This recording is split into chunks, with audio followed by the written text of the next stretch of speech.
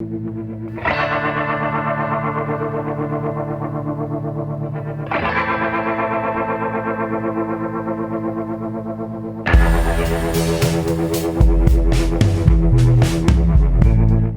Andor is a really interesting TV show, even outside of like Star Wars and thinking about it in terms of Star Wars, which we need to do obviously since it is part of Star Wars. It's an interesting TV show because of its format, which so far has involved 3 trilogies and one sort of standalone episode. Although you could call episode 7 like the prelude to this trilogy and the epilogue, I guess, to the first 2 trilogies. In the first trilogy, we deal with Cassian Andor sort of kind of falling into deeper trouble than he's been in because he kills a couple security guards in a sort of desperate move, escapes but is quickly tracked down by Cyril Karn, a corpo security investigator.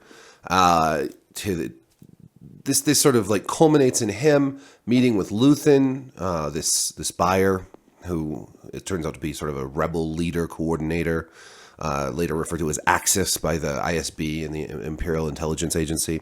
The first 2 episodes sort of build up this conflict, introduce us to some of Cassian's backstory on his home planet, and then, culminates in sort of a fiery escape episode where they have to battle their way off the planet, getting away from the security forces, some of whom they kill, and then off they go. The second trilogy is primarily about this heist where Luthen brings Andor, who's calling himself Kiev, right? Well, anyways, a made-up name, lost at the top of my head, but he brings him to another planet where he meets with Vel, a rebel commando who we later find out is actually the cousin of Mon Mothma, which is interesting. You don't get that impression at first, but she is like from money. He meets this group of people, these sort of rebel commando types who are planning a heist to steal Imperial payroll from an Imperial garrison, which sounds crazy, but they pull it off. And so this trio of episodes deals with sort of the planning for this, the setup, and finally in the third episode, the payoff, the big action episode where they actually steal the money, get away. A lot of people die, but they pull it off successfully. And Vel and Andor both escape, though not together. Throughout all of these episodes, we're getting to know Luthen better, played by Stellan Skarsgård, and Mon Mothma, and sort of we get that side of the rebellion where these rich and powerful elites are sort of coordinating the stealing of Imperial equipment, the funneling of money, so on and so forth. We also see Deidre Miro, who is an ISB officer who she believes that there is this coordinated rebel effort going on, and nobody believes her until the heist at that base, makes it obvious that something big is going on, and she starts putting those pieces together, and the Empire starts to realize that yes, this is actually a coordinated rebel effort. And so they crack down, and this crackdown is what leads to Andor being arrested just for walking in the wrong place at the wrong time. He's made off with all his money. He earned plenty of money in the heist, and he just pretty much went on vacation. Started, sleeping with beautiful women, having a good old time, and then he's walking in the wrong place at the wrong time, is arrested, and sentenced to, a very long prison sentence for doing nothing, which is the whole point of what Luthen is trying to pull off, which is he's trying to make the Empire overreact and start cracking down so hard that it pisses people off. Because Luthen's idea is that, the Empire is bad, but a lot of people just sort of go along with it because they're not that bad. It's like, for most people, like the Empire, they don't love the Empire, but the Empire brings order, or this illusion of order. And as long as they can go about their daily lives, then they don't really miss freedom so much.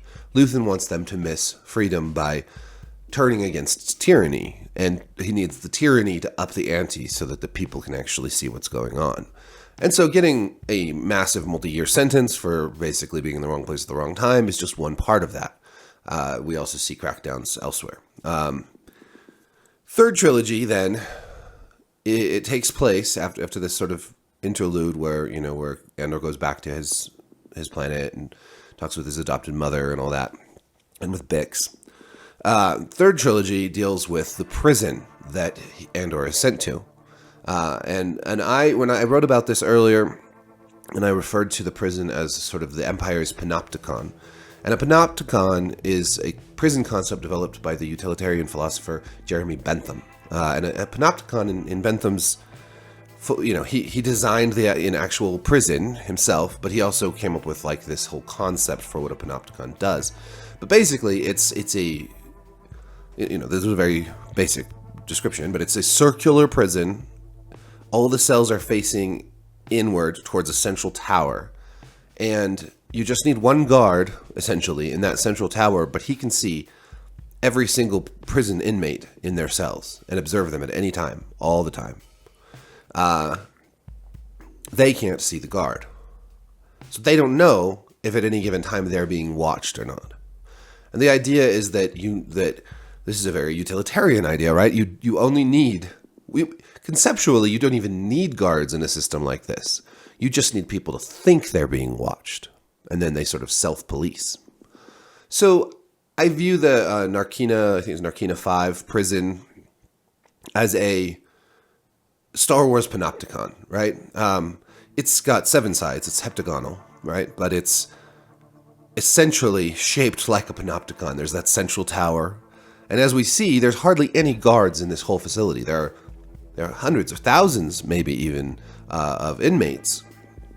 And they are guarded with very little interaction at all with the guards. There's a scene where Andy Serkis's character, Kino Loy, who's like the boss of the floor. He's like a prison inmate, but he's like in charge of the other inmates. He's doing the job for he's doing the guard's job for them, basically. Where he and Cassian argue, Diego Luna's character, argue about whether they're being watched or not. And Luna believes that they're not important enough to be watched. But obviously other inmates think they are. But the other layer to this is that it's not just the observation that keeps people in line in this prison. It's also these shocked floors, right? These floors, all the prisoners have to wear bare feet. And the guards, when they go anywhere near the prisoner sections, which is very rarely, but when they do, they wear these special boots. That's because the floors they're able to electrocute people just by standing on them. So like when they're standing in their cell block, when the lights turn red, they have like 7 seconds to get into their cell, or they'll be fried, just killed like that. And it's not an idle threat. Inmates sometimes commit suicide by just going out onto the floor when it's hot. Cells don't have, they don't have bars. They don't even have doors. It's just this floor keeping people in line. And the idea that they're potentially being watched at all times. But the concept is not so much just about the surveillance here, but the idea that the Empire has maximized efficiency, right? By creating a prison where the prison inmates are largely self-governed. They don't have a lot of interaction with guards. They don't have the need to have a bunch of guards watching over them. The prison itself is very clean and orderly. They're not living in filth. They have access to as much food as they want. The twist there being that everyone is pitted against each other as well. And in one room, in one workroom where this floor of inmates under Kino Loy work, there are 7 tables. Each table has 7 men. They compete each day to see who can be the most efficient, right? Whoever gets the most work done, who's the most productive team, gets flavor in their food, which they just, dispense out of tubes in their cells. Whoever's the least efficient gets shocked. Not shocked to death, just shocked. It's punishment. And then each floor competes against each other, although they don't go into much of like what happens. I don't know, like the floor bosses get something or get in trouble or something, but they don't go much into that. But the idea is that they've created a sort of artificial market in a way, or a Squid Game, if you will. Like some sort of it's to increase productivity for whatever it is they're building for the Empire. It doesn't matter what they're building. I know I've seen like posts online where they talk about what they're building, but that doesn't matter. It doesn't matter at all. The point is that that this very utilitarian imperial prison functions like sort of this, ideal panopticon, or the most dystopian imaginable panopticon that you can think of. It also, like, how on earth could you ever get away? How could you escape? You never have an opportunity to really come into contact with the guards. These floors can just kill you in an instant. You may be being watched at all times. There's this ever-present voice that is announcing stuff, and this deep, obviously altered voice to announcing things now and then. You are just completely oppressed here, right? But they do manage to escape when they find out that a whole floor has been killed. And they learn that the reason for this is because they screwed up and accidentally put a prisoner who was supposed to be released back into that floor. And everyone then realized that, no, wait a minute, you never actually released. You're just sent to a different prison. And they screwed up and sent them back to the same prison. Nobody's getting out. And once they realize that nobody's getting out, nobody ever is going to be free again, that they're essentially just slaves for life, that's when they rise up, and we get that culminating action in the third episode, in episode 10, where, there's this great prison break, and it's so exciting, and it's the great thing about the show is that it's so thoughtful, so thought-provoking, and yet also has these great moments of action and, inspiration. I mean, like, the heist in episode 6 was so exciting, intense, and this, was this moment of actual fighting back, not just a heist to steal money, but fighting back against these oppressors and actually escaping. And, and right up to the very end of that, where, Kino Loy makes an impassioned speech to rouse the prisoners, where he actually borrows a lot of what Cassian said to him. And then as they're all leaping off the edge to swim from these prisons surrounded by water, he can't swim. And so he's stuck and remains a prisoner. The notion of being imprisoned is very, very strong in this trilogy of episodes. We have the image of these 7-sided prisons juxtaposed against the image of Mon Mothma in her very, elegant suites. But the doorways in those suites are roughly the same shape. They're not heptagons, but they're, they look very similar. They're absolutely intended to look similar. And we're supposed to see Mon Mothma as just another prisoner, just in a gilded cage, if you will, like a much fancier and more comfortable place to be a prisoner. But she's still a prisoner. She still doesn't have control over her own destiny, and so she's forced into these interactions, in the Senate and in life, where she feels constantly watched. Again, she's constantly surveilled as well, and that same concept of the panopticon is at play. And it's very interesting to sort of link Bentham to the Empire, and this idea of like Bentham's concept was, if everyone was simply watched all the time, or believed that they were being watched all the time, that they would behave more morally, and that society would be better off and more orderly in general. So this idea that if everyone's always being watched, just like you're being watched in a panopticon, there's always someone looking over you. This invisible eye. That the society then would benefit, which sounds terrifying, right, to anyone in modern, hopefully to most people in the modern era. Very Orwellian, right? It's this surveillance state that we are actually building. In many places in the world today, where there are just security cameras everywhere. There's always somebody watching, listening in. You never know what's, the boundary between security and privacy has been very blurred especially since 9/11. But in the Empire's version, of course, it's more similar to a totalitarian state with no regard whatsoever for freedom or human rights. So Mon Mothma finds herself trying to move her money around so she can funnel some, through charities to the rebellion, and She meets with a guy named Davos Golden, who is like a banker, criminal from her home planet. He says he'll do that for her. He'll help her move her money. It's a game that they play with the Empire, and the Empire wants to set up all these burdensome regulations and whatnot. Then they'll play the game, but they can do it, no problem. And he won't even charge her. He just wants her daughter to meet his son, and they have arranged marriages in Sherlindra. I think that's Sherlindra, the planet she's from. She's in one with her husband, and it's not a very loving relationship. Let's just say that. She is immediately turned off by this idea and tells him to pretty much leave. And she says she won't even think about it. And he calls her out and is like, "That's the first untrue thing you've said to me all day." And I'm curious if she'll take him up for it, because this show's all about sacrifice, right? Sacrificing your life in one degree or another to fight for freedom. We get that when we meet the mole in the ISB. Lonnie is his name. He's the thin young guy with the mustache who we've seen in the ISB meeting room. Which again, I think the ISB meeting room actually has visual similarities to the prison and to Mon Mothma's doorways. And I don't know if we're supposed to draw the similarities there, but I see it as just another, symbol of control.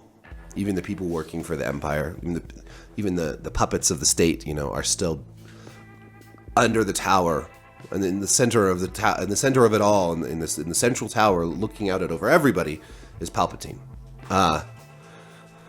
So, anyways, the mole is Lonnie, and he's been feeding Luthen intel all this time, and he wants out. He meets with Luthen face to face for the first time.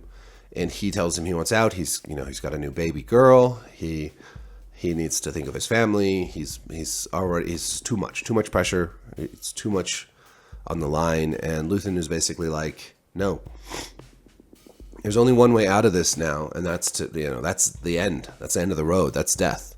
And one of the best scenes that in any Star Wars that I've ever watched, honestly, is when Lonnie then asks Luthen what his sacrifice has been, and the speech that Luthen gives about, he says that he's been condemned to use the tools of his enemy to fight them, and that he's given up any shred of personal decency or any hope for recognition, and any basically, he says he's given up his whole life, everything he has for a sunset or a sunrise he'll never see.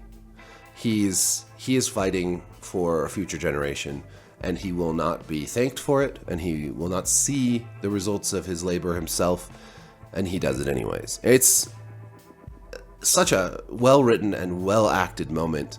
Stellan Skarsgård is just phenomenal in this role, and this is I can't believe this is the same universe that, and the same company that produced Obi-Wan Kenobi and the Book of Boba Fett. Those shows are both so bad. Not to mention all the foibles that the sequel trilogy inflicted upon us. There were things about the sequel trilogy I genuinely liked, but as a whole, they do not stand up. They will not stand up to the test of time. They are incoherent and jumbled. They clearly went in without any sort of story set up from the beginning. Whereas something like Andor, you have a meticulously crafted plot. Such a meticulously crafted plot that some of the twists, like Vel being Mon Mothma's cousin, don't even land like twists. Like, they're not like trying to make you go, ooh, what a twist. It's just really like, oh, that's interesting. Like, this whole time they're related, and they're both working with Luthen. Like, how do these relationships work? How did this come to be? We're made more curious by these revelations. But they're not set up as like gotcha twists or anything. It just shows that they've really put a lot of effort and a lot of thought into crafting this story. We have 2 episodes left, and then it's big wait for season 2. A lot of big waits for season 2 these days. But I think Andor is one of the best things that's come out of the Disney Star Wars era. One of the best Star Wars projects since the original trilogy aired. I hesitate to say it's better than The Mandalorian, although I think it is objectively in some ways better than The Mandalorian. I just think in terms of like the acting, the dialogue, the cinematography, like I do feel like Andor is on another level than pretty much any Star Wars. But on another level, it's missing things that The Mandalorian does well, like humor, like appealing to children. I think my kids are a little bored sometimes with Andor in ways that wasn't the case with The Mandalorian. You don't have the cute baby Yoda stuff. You don't have, you don't have quite as much of that globe-trotting, like cowboy silliness. There's something that The Mandalorian does that captures a certain side of Star Wars very well, which is that, Ewoks and lightheartedness. It still can be serious, but it's The Mandalorian captures that side of Star Wars very well. Andor captures another side of Star Wars, which I like. I sort of think of like World War II spy stuff, right? Like we're getting a little, the spy who came in from the cold vibe at times, or like, you just get it's darker, it's grittier, it deals with a lot of this sort of bureaucracy of the Empire and the sort of the mundane in a way that they make very, very tense and exciting nonetheless. I think Lucas, I hope George Lucas watches this and thinks, yeah, that's what I was going for with some of this stuff I put in the prequels, with, the Senate, senatorial arguments and trade deals and all that shit. So I would hesitate to say that this is better than The Mandalorian. Overall, I think that they are just too different to compare. I do think they're my two favorite parts of Star Wars since I was a kid. I did really like Rogue One. There were just a few things about it that I liked less. This feels more overall more solid, more tight, and than really much anything else. I also like Solo, but Solo I think is because I went in with such low expectations, and then it was actually a pretty fun movie. This sets a new bar for Star Wars as far as I'm concerned. I think Disney now has a new bar that has been set to cross. They came into this having the prequels be the last thing that anyone saw from Star Wars other than the Clone Wars and the animated stuff. And the prequels suck. That's a very low bar. They didn't have to do much to excite people, and that was The Force Awakens, right? And a lot of people, including myself, were very excited about The Force Awakens, and then everything just sort of slowly fell apart with the next two movies. But now there's a new bar, and that's Andor, and The Mandalorian have set the stage for what Star Wars ought to be like going forward. And I hope that Disney just decides that they're going to put people like Jon Favreau, Tony Gilroy, Dave Filoni, these guys who are making these shows so good. I hope they put them in charge more. Put them in charge of more Star Wars. And bring in more talented people to work with them. And stop giving it to people like J.J. Abrams, who, as we've by now should know, is great at spectacle, great at like the pizzazz, great at like making like the flashy thing, but not great at making a compelling story that makes sense over, let alone something that makes sense over 2 or 3 parts and the whole, So, anyways, I'll stop rambling now. I've gone on long enough. But if you're not watching Andor yet, you should be watching Andor. It's so good. You won't regret it. All right. Thanks for watching. Peace.